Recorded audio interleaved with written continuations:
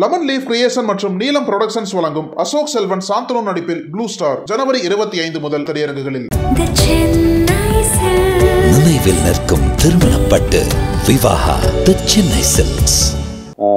முதல்ல நடுவில் நான் 2 நிமிஷம் எந்திரிச்சு போனால் அதுக்கு மன்னிக்கவும். ஏன்னா ஆடியோ லான்ச்சில் இதே மாதிரி ஆச்சு, ரொம்ப நேரம் அடக்க முடியாமல் உட்காந்துருந்தேன். அப்புறம் இருந்த நர்வஸ்னஸில் பாதி பேசுகிற என்னென்னா நினச்சோன்னா அதெல்லாத்தையும் மறந்துட்டேன். ஸோ அதனால் இப்போவும் அதே மாதிரி ஆயிடக்கூடாது அப்படின்னு ஒரு 10 மினிட்ஸ் டைம் எடுத்துக்கிறேன். நிறைய நான் சொல்ல வேண்டியிருக்கு. இந்த வாட்டி மறந்துடக்கூடாதுன்னு கொஞ்சம் எழுதி வச்சுட்டு வேறு வந்தேன்.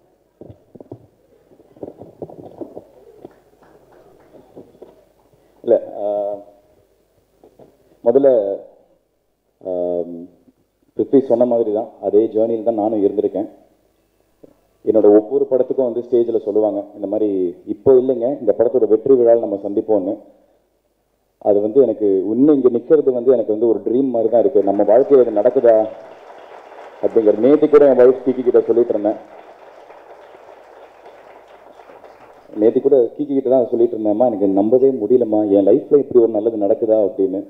ஸோ இந்த வெற்றி படம், இதை வெற்றி படமாக ஆக்கிய பத்திரிகை நண்பர்கள், ஊடக நண்பர்கள், மக்கள் எல்லாருக்குமே ரொம்ப ரொம்ப நன்றி. Thank you for giving me this success. இது நான் ஆடியோ லான்ச்லேயே சொல்லியிருந்தேன், இது எனக்கு ரொம்ப ஒரு ஸ்பெஷலான ஒரு ஃபிலிம் அப்படின்னு.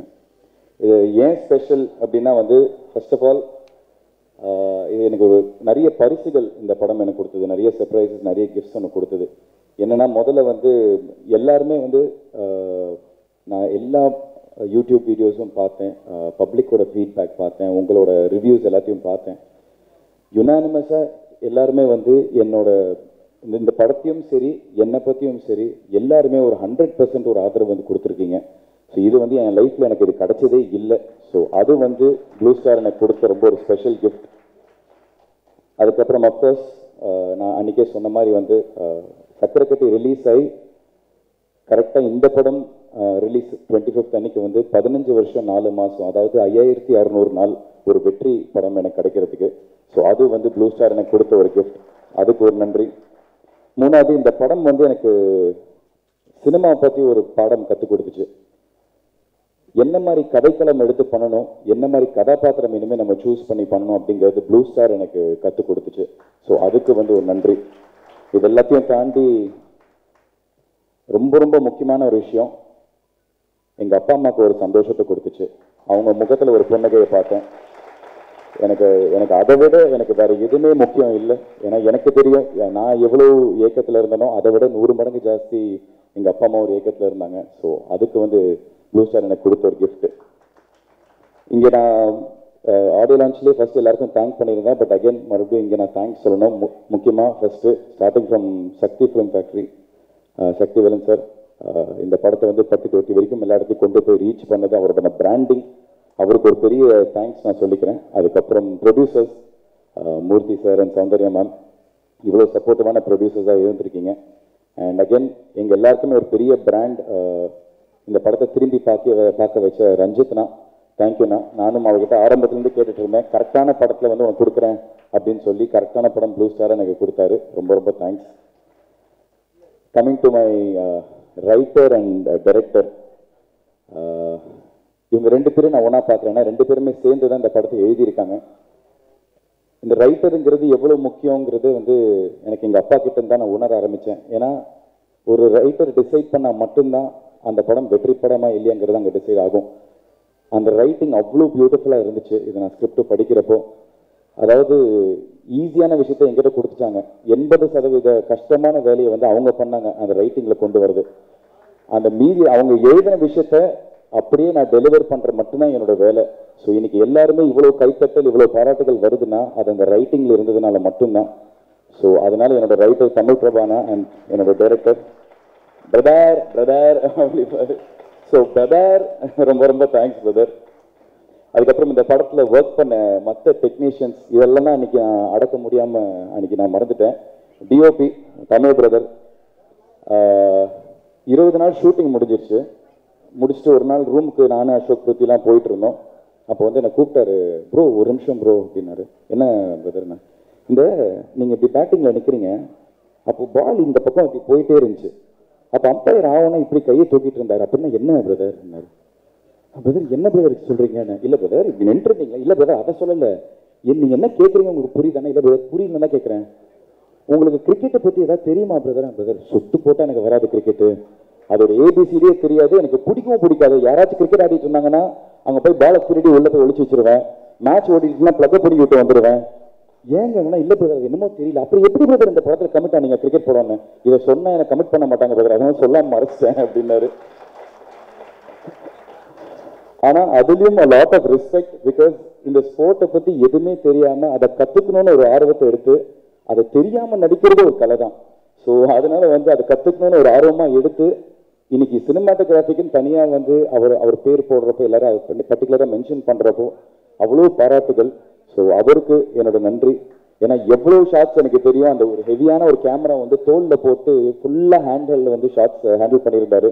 அது ரொம்ப ரொம்ப கஷ்டம். ஸோ வாழ்த்துக்கள் தமிழ் ப்ரோ. எடிட்டர் செல்வா, அதாவது கிட்டத்தட்ட எனக்கு தெரிஞ்சு ஃபஸ்ட்டு ரா ஃபுட்டேஜ் எடுத்துகிட்டு போய் அவங்க டம்ப் பண்ணுறப்போ ஒரு 20 மணி நேரம் ஃபுட்டேஜ்னு நினைக்கிறேன். அவ்வளோ பெரிய ஒரு ஃபுட்டேஜை நான் அவ்வளோ கிரிக்கெட் மேட்சஸ் விளையாடிருந்தோம். ஸோ அவ்வளோ பெரிய ஒரு ஃபுட்டேஜை ஒரு 3 மணி நேரத்துக்குள்ளே சுருக்கி அதை என்கேஜிங்காக இன்ட்ரெஸ்டிங்காக மக்களுக்கு கொண்டு போய் கொடுத்துருக்கீங்க. ரொம்ப ரொம்ப தேங்க்ஸ் பிரதர். அண்ட் ஃபஸ்ட்டு எங்களுக்கு ஃபீட்பேக் செல்வா அவர்கிட்ட இருந்தால் இந்த படம் எல்லாருக்குமே ஒரு பெரிய படமாக வரும் அப்படின்னு. ஸோ ரொம்ப நன்றி brother. Music director of course Govind வசந்தோட சாங்ஸ்னால தான் இன்னைக்கு ஃபஸ்ட்டு இந்த படம் வெளியில் போய் பட்டி தொட்டி வரைக்கும் போய் ரீச் ஆயிருக்குன்னா அது கோவிந்த் வசந்தா அவரோட சாங்ஸ் தான். அவருக்கு பக்கபலமாக இருந்த அறிவு பிரதர், ரொம்ப ரொம்ப அவருக்கு நன்றி. என்னோட படத்தில் பாடின எல்லா சிங்கர்ஸ் அண்ட் எல்லா மியூசிஷியன்ஸ் எல்லாருக்குமே.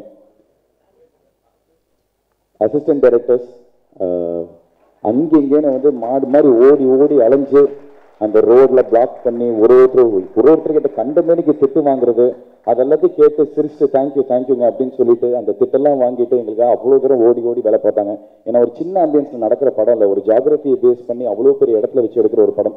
ஸோ பயங்கரமாக அவங்க உழைச்சிருக்காங்க. ஸோ அந்த அசிஸ்டன்ட் டைரக்டர்ஸ், அதுக்கப்புறம் எல்லாருமே டெக்னிக்கல் க்ரூலேருந்து லைட்டை தூக்கின லைட்மேன்லேருந்து ப்ரொடக்ஷனில் வேலை பார்த்த அண்ணா அக்கா எல்லாருக்குமே ஒரு பெரிய நன்றி. எல்லாருக்குமே ஒரு பெரிய ஒரு உழைப்பு போட்டிருக்காங்க இந்த படத்தில். அப்புறம் முக்கியமாக blue star boys and alpha boys, இந்த படத்தில் எல்லாருக்குமே ஒரு முக்கியத்துவம் கொடுத்துருக்காங்க. ஸோ அதில் ஆல்ஃபா பாய்ஸ் குரூப்பில் இருந்த தாமு, தருண், வெற்றி, முரளி, பிரகாஷ், அதுக்கப்புறம் ப்ளூ ஸ்டார் பாய்ஸில் இருக்கிற சுதாகர், ராகுல், உதய், விக்கி, ரிஷி, கவின், இவங்க எல்லாருக்கும், ஜெயண்ட் 11 எங்களோட ஃபைனல்ஸில் எங்களோட விளையாடின ராகவ், விக்னேஷ், சச்சின், ரஞ்சித் அண்ட் முக்கியமாக கோச் பாலாஜி, இவங்க எல்லாருக்குமே ரொம்ப ரொம்ப நன்றி. ஒரு வழியாக எல்லாம் கொஞ்சம் நர்வஸ்னஸ் இல்லாமல் பேசியிருக்கேன்னு நினைக்கிறேன். இது எல்லாத்தையும் தாண்டி எனக்கு இந்த படத்தில் கிடைச்ச ஒரு மிகப்பெரிய பரிசு, நான் ஒரு விஷயத்தை படிக்கணும்னு நினைக்கிறேன். இது எனக்கு நேற்றுக்கு ஒரு ப்ரோக்ராம் போயிருந்தோம், ஜி தமிழோட ஒரு ப்ரோக்ராமுக்கு. ஸோ எனக்கு சர்ப்ரைஸ் பண்ணணும்னு சொல்லி அவங்க ஒரு வேலையை பார்த்துருந்தாங்க. என்னென்னா எங்கள் அப்பா கிட்ட ஒரு கடிதத்தை எழுதி வாங்கிட்டு வந்திருந்தாங்க. இந்த கடிதம் நான் படிக்கிறப்போ நேற்றுக்கு எனக்கு ரொம்ப எமோஷனல் ஆயிடுச்சு. பிகாஸ் எல்லா வீட்டில் இருக்கிற எல்லா அப்பா பையன் மாதிரி நானும் எங்கள் அப்பா பெருசாக அவ்வளோவெல்லாம் பேசிக்க மாட்டோம். டைனிங் டேபிள் உட்காந்து சாப்பிடும் போது கூட நான் சாப்பிடுவேன், அவர் சாப்பிடுவார், நான் ஏஞ்சி போயிடுவேன், அவர் ஏஞ்சி போயிடுவார். ஏதாவது சினிமா பார்த்து வந்தால் மட்டும் அந்த சினிமாவை பற்றி ப்ளஸ் அண்ட் மைனஸ் இதெல்லாம் நாங்கள் டிஸ்கஸ் பண்ணுவோம்.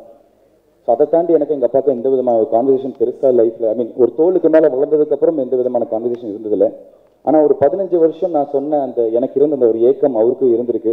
அந்த 15 வருஷம் அவர் பேசாமல் என்கிட்ட இருந்தது எல்லாமே இந்த ஒரு 4 பக்கத்தில் அவர் எழுதி கொடுத்துருந்தாருங்கிற நான் ரொம்ப உணர்ந்தேன்.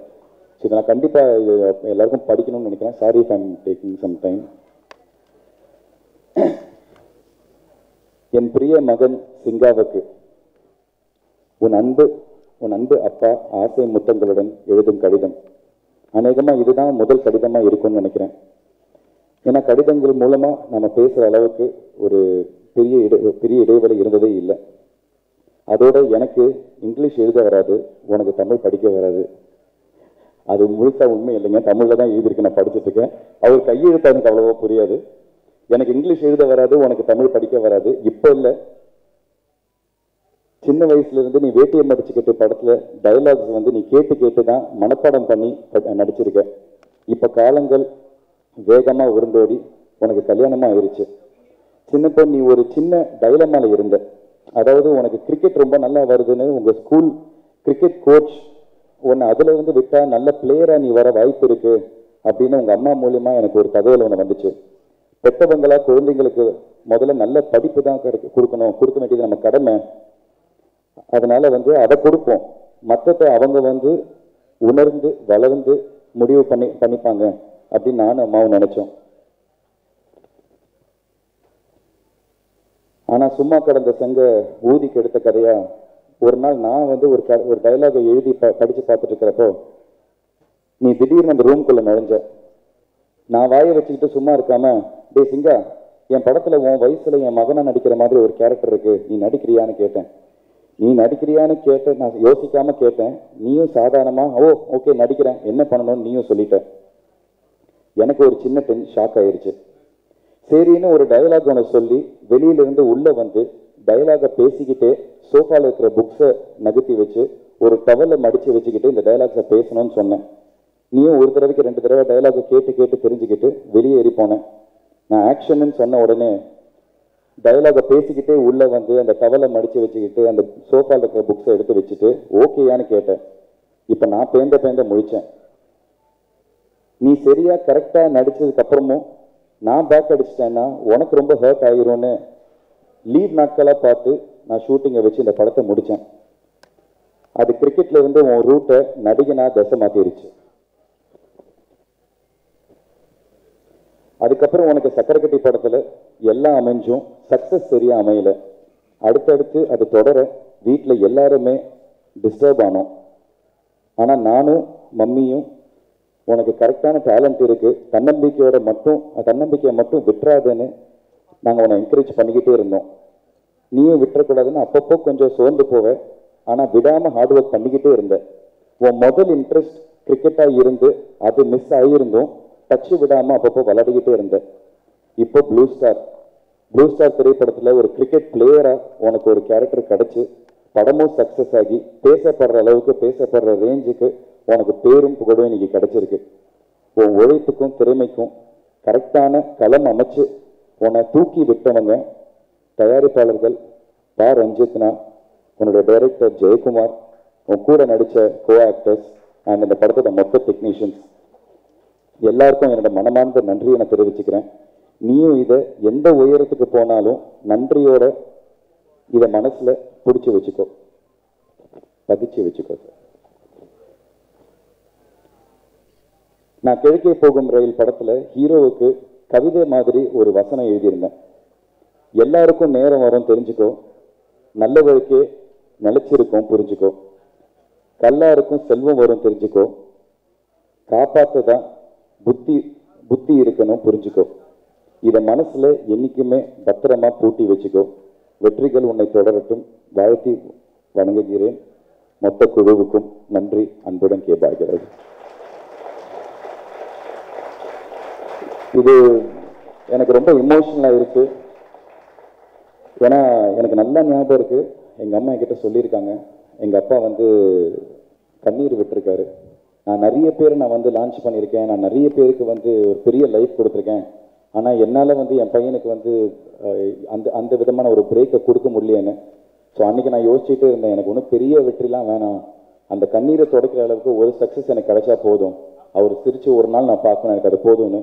அது இன்னைக்கு ப்ளூ ஸ்டார் மூலமாக எனக்கு கிடைச்சிருக்கிறது எனக்கு ரொம்ப ரொம்ப சந்தோஷமாக இருக்குது. அதை நான் ரொம்ப மனப்பூர்வமாக நம்புகிறேன். ஸோ இது மனசார ஒரு விஷயம் சொல்கிறேன், உங்கள் எல்லாருக்குமே, இங்கே இருக்கிற எல்லாருக்குமே ரொம்ப ரொம்ப ரொம்ப நன்றி. இது நான் என்றைக்குமே கண்டிப்பாக ரஞ்சித்னா, ப்ரொடியூசர்ஸ் ஜெயினா, தமிழ் பிரபானா, நான் என்றைக்குமே இந்த நன்றி நான் மறக்கவே மாட்டேன். பேசணும்னு நினச்சேன், இவ்வளோ மனசுக்குள்ளே நிறைய விஷயங்கள் இருந்துச்சு, அதனால தான் இவ்வளோ நேரம் டைம் எடுத்துக்கிட்டேன். ரொம்ப சாரி. பத்திரிகை நண்பர்கள் எல்லாருக்குமே ரொம்ப நன்றி, மக்களுக்கு ரொம்ப ரொம்ப நன்றி.